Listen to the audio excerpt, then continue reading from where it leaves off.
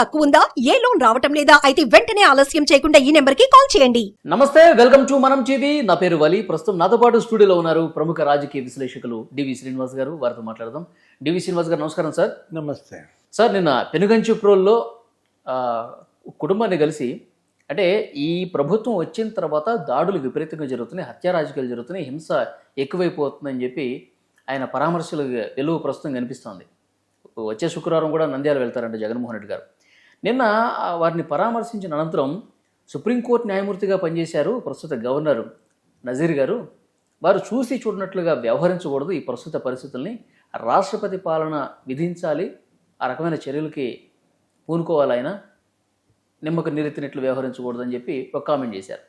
నిజంగా ప్రస్తుతం రాష్ట్రంలో రాష్ట్రపతి పాలన పెట్టే పరిస్థితులు ఉన్నాయా? మాజీ ముఖ్యమంత్రి జగన్మోహన్ రెడ్డి మాట్లాడితే రాష్ట్రపతి పాలన అంటున్నాడు. మొన్న ఢిల్లీ వెళ్ళినప్పుడు కూడా అక్కడ డిమాండ్ అదే, ఏది జంతర్ మంతర్ ధర్నాలో అదే, రాష్ట్రపతిని, ప్రధానిని, హోమ్ మినిస్టర్ని కలిసినప్పుడు కూడా వినతి పత్రాలు. 50 రోజులకే రాష్ట్రపతి పాలన పెట్టాలంటే మరి 5 ఏళ్లలో జగన్మోహన్ రెడ్డి పరిపాలనలో ఎన్నిసార్లు రాష్ట్రపతి పాలన పెట్టారు? ప్రశ్న, ప్రజల్లో చర్చ వస్తుందన్నమాట. ఇప్పుడు జరిగాయి, అడపాదడపా అరకొరగా అక్కడక్కడ జరుగుతున్నాయి, ఇన్సిడెంట్స్ లేవని మనం అన్నాం. అదేంటి, రౌడీ షీటర్ ఘర్షణ వల్ల ఒక హత్య, మరో చోట ఏదో సెటిల్మెంట్ల వల్ల హత్య, 2-3 హత్యలు జరిగాయి. డీజీపీ, హోమ్ మినిస్టర్ కూడా ఏమన్నారు, 6 హత్యలేయో జరిగాయి, అందులో 3 వైసీపీ వాళ్ళు, 3 టీడీపీ వాళ్ళు. రాజకీయ హత్యలు 6 అన్నారు. జగన్మోహన్ రెడ్డి 36 హత్యలు అన్నాడు. ఏది 35 మంది ఏమో ఆత్మహత్యలు అన్నాడు. 36 హత్యలు కదా, 36 ఎఫ్ఐఆర్లు చూపించమని వీళ్ళు అన్నారు.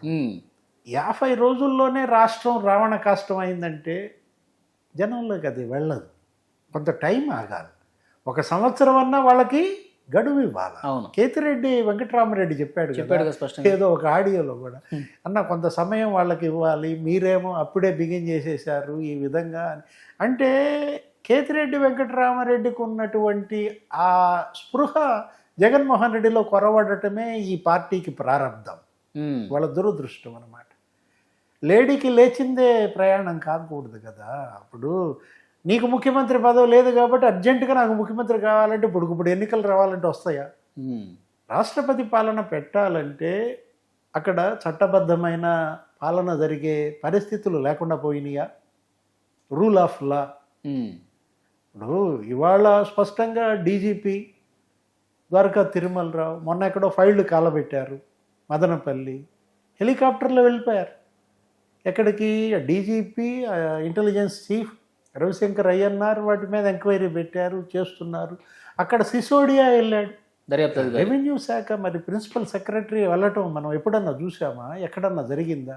అంటే ప్రభుత్వం అంత అటెంటివ్గా ఉన్నప్పుడు, అన్ని చోట్ల ఆ విధంగా వాళ్ళు కమ్ముకుంటున్నప్పుడు రూల్ ఆఫ్ లా లేదని ఎలా అంటాం? ఇప్పుడు జగన్మోహన్ రెడ్డి ఇప్పుడు అసలు దేశంలో రాష్ట్రపతి పాలన ఇప్పటికి ఎన్ని మాటలు పెట్టారు? ఒక 136 సార్లు ఏం పెట్టారు. స్వతంత్రం వచ్చిన దగ్గర నుంచి రాష్ట్రపతి పాలన 136 సార్లు. నాకు చిన్నప్పుడు కూడా ఎప్పుడో పెట్టారు. మన ఆంధ్రప్రదేశ్లో కూడా ఉమ్మడి రాష్ట్రంలో అప్పుడెప్పుడో కుముద్ బెన్ జేషియా ఎవరో గవర్నర్గా ఉండేవాళ్ళు. అంటే రాష్ట్రపతి పాలన పెట్టినప్పుడు ఇక ప్రభుత్వానికి అధికారాలు ఉండవు, గవర్నర్ రాజ్యాంగ శక్తిగా మారుతారు, మొత్తం ఆయనే పరిపాలిస్తాడు.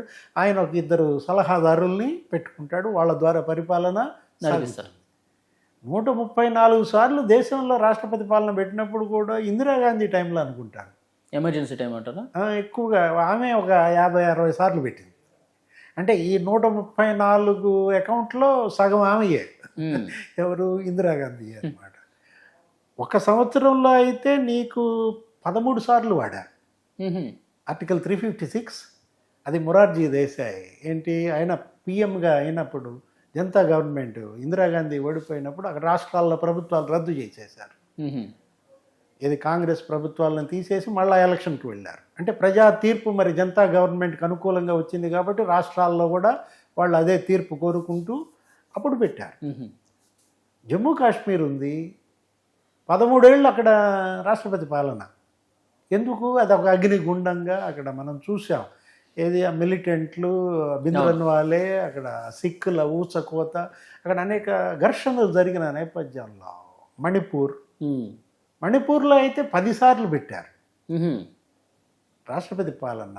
ఇప్పుడు స్వతంత్రం వచ్చినప్పటి నుంచి మణిపూర్లో అల్లర్లు జరుగుతుంటాయి, ఆ ప్రభుత్వాలలో అస్థిరత కూలిపోతూ ఉంటాయి. అలాంటి పరిస్థితుల్లో మళ్ళా మ్యాండేట్కి వెళ్ళలేక రాష్ట్రపతి పాలన పెట్టి నెట్టుకొస్తూ ఉంటారు సమీపంలో గడువు దాకా. ఇప్పుడు ఇక్కడ ప్రభుత్వానికి ఏమన్నా అస్థిరత ఉందా? కూటమి ప్రభుత్వం నిన్నగాక మొన్న నీకు 94% స్ట్రైక్ రేట్తో గెలిపించుకున్నారు. 175కు 164 సీట్లు. మరి తెలుగుదేశం, జనసేన, బీజేపీ. ఇవాళ ఈయన రాష్ట్రపతి పాలన ఎందుకు కోరుకుంటున్నాడు? రాష్ట్రపతి కూడా ఆలోచిస్తారు కదా, ఆయన పరిపాలన పెట్టాలంటే దానికి తగ్గ కంటెంట్ ఉండాలి. అంటే ఫస్ట్ క్వశ్చన్ అదే, కంటెంట్ ఏంటి అని అడుగుతాడు. ఆ కంటెంట్ ఇక్కడ ఉందా? సార్ ఇప్పుడు వయనాడు 175 అనుకున్నారు వాళ్ళు. ముఖ్యమంత్రి స్థానంలో చంద్రబాబు నాయుడు గారిని, తర్వాత డిప్యూటీ సీఎంగా పవన్ కళ్యాణ్ని. ఈ పాలనని వాళ్ళు చూడలేక ఈ రకమైన డిమాండ్ చేస్తున్నారు అనుకోవచ్చా? ఇది కాదు కదా, ప్రజలు ఇవాళ జగన్మోహన్ రెడ్డి నుంచి ఏం ఆశిస్తున్నారు అది తెలుసుకోవాలి. ఆయన ప్రజా తీర్పు 50 రోజుల క్రితం వచ్చినప్పుడు ఈ ప్రజా తీర్పులో నేను నేర్చుకోవాల్సిందేంటి, జనం నాకు ఇచ్చినటువంటి గైడెన్స్ ఏంటి. తీర్పు అంటే, ఎన్నిక అంటే అదేంటి, ప్రజల యొక్క ఒక గైడెన్స్. ఈ ప్రభుత్వం మాకొద్దు, ఈ ప్రభుత్వం కావాలి, ఈ పార్టీ మాకొద్దు, ఈ పార్టీ మాకు కావాలి. దాన్ని వీళ్ళు గమనంలోకి తీసుకోవాలి. దానిలో ఏ సందేశం ఉంది? మొన్న ఇచ్చిన ప్రజా తీర్పులో సందేశం ఏంటి? నీ పరిపాలనలో వాళ్ళు విసిగిపోయారు, విరక్తి పుట్టింది, తీవ్ర వ్యతిరేకత, జగన్మోహన్ రెడ్డి పైన వ్యతిరేకత. అది అతనేమనుకున్నాడు అప్పుడు, అదే బ్లండర్ మిస్టేక్స్. ఇది నా మీద వ్యతిరేకత కాదు, ఇది ఎమ్మెల్యేల మీద వ్యతిరేకత అన్నాడు. ఎమ్మెల్యేలందరినీ మార్చేసాడు. 92 మంది సీట్లు అటు ఇటు ఇటు అటు షఫ్లింగ్ చేసి పారేశాడు. 42 మందికి అసలు సీట్లు ఎగ్గొట్టేశాడు. తిమ్మిని బిమ్మి చేసి ఏదో రకంగా తనపై వచ్చిన తీవ్ర వ్యతిరేకత వాళ్ళ మీదకి నెట్టి మార్చేద్దాం అనుకున్నారు, గండం గట్టెక్కాలనుకున్నాడు. జగనే ఇంత తెలివిగలాడైతే జనం ఎంత తెలివిగలాడు? ఇప్పుడు కాదు కదా, నిన్ను ఇవాళ సీఎం చేసింది జనం కదా. మరి జనం తెలివితేటల్ని అండర్ ఎస్టిమేట్ చేశారు. Don't under estimate. ఏది జనం యొక్క ఆలోచనలు, జనం తెలివితేటలను ఎప్పుడు అండర్ ఎస్టిమేట్ అయ్యకూడదు. ఇవాళ ఇతను ఇప్పుడు ఇది కూడా బూమ్రాంగ్ అవుతుంది. ఏది కొంత సమయం వేచి ఉండాలి. తెలంగాణలో కేసీఆర్ ఏం చేశాడు, 100 రోజులు అసలు ఎవరు మాట్లాడద్దు అన్నాడు. 3 నెలలు వాళ్ళకి సమయం ఇవ్వండి. రేవంత్ రెడ్డి ఆయన ఏమని చెప్పాడు, సూపర్ 6 అన్నాడా? సూపర్ 6 కాదు, గ్యారంటీ, 6 గ్యారంటీలు, వాటిని అమలు చేయలేను. అతను అమలు చేయకపోతే చొక్కా పట్టుకోండి, నిలదీయండి, ప్రజల్లోకి వెళ్ళండి, ప్రజలు మిమ్మల్ని రిజిస్టర్ చేసుకుంటారు. అదే ఇక్కడ కూడా. ఇక్కడేంటి, ఇక్కడ గ్యారంటీలు కాదు, ఇక్కడ సూపర్ 6. చంద్రబాబు సూపర్ 6 అమలు చేయలేదా? 6 నెలలు ఆయనకు సమయం ఇవ్వండి.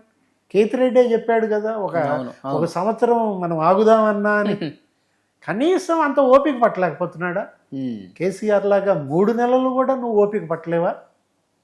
ఇప్పుడు వెళ్తున్నాడు వినుకొండ, వెళ్తున్నాడు శ్రీశైలం, నంద్యాల, మీరు చెప్పిన మర్డర్ రేపు పొద్దున్న 9వ తారీఖు శుక్రవారం.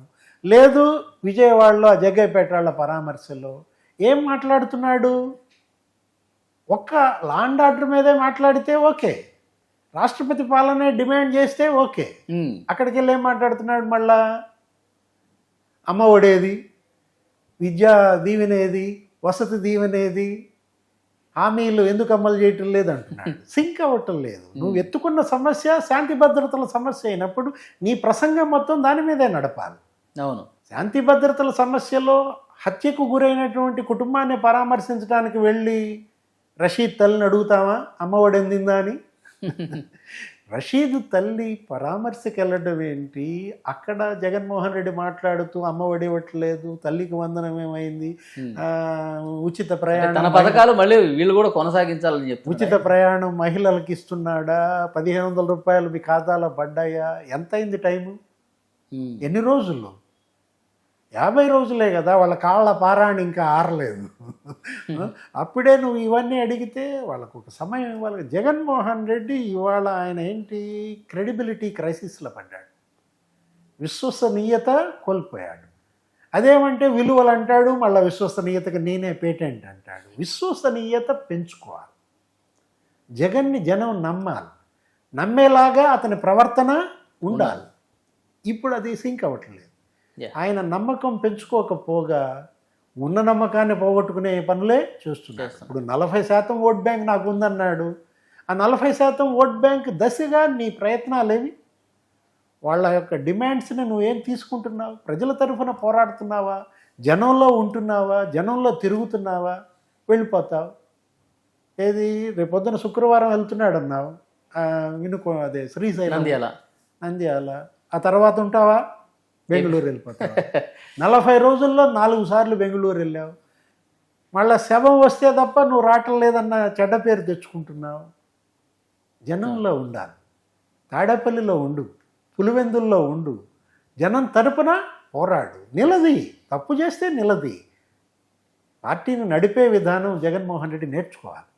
నాయకత్వాన్ని నిలబెట్టుకోవాలి, తన క్యాడర్ని నిలబెట్టుకోవాలి, లీడర్స్ని నిలబెట్టుకోవాలి. చూద్దాం సార్, భవిష్యత్తులో అయినా మీరు చెప్పినట్టు ఆయన నిలబెట్టుకుంటే లేదు చూద్దాం. Thank you very much. నమస్తే. మీ పర్సనల్ ఇంటర్వ్యూస్ మరియు వ్యాపార ప్రకటనల కొరకు ఈ నెంబర్ని సంప్రదించండి.